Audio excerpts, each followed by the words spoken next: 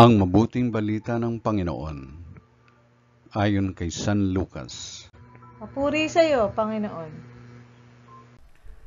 Noong panahong iyon, sinabi ni Jesus sa kanyang mga alagad, "Maging handa kayo at sindihan ang inyong mga ilawan.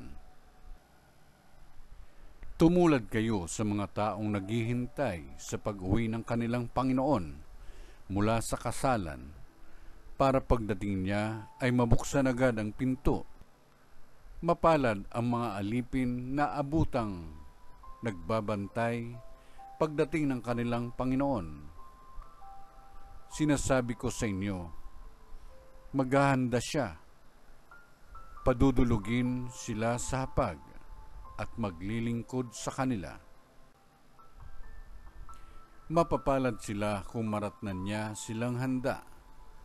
Dumating man siya ng hating gabi o madaling araw siya dumating." Ang mabuting balita ng Panginoon. Pinupuri ka namin, Panginoong Jesucristo.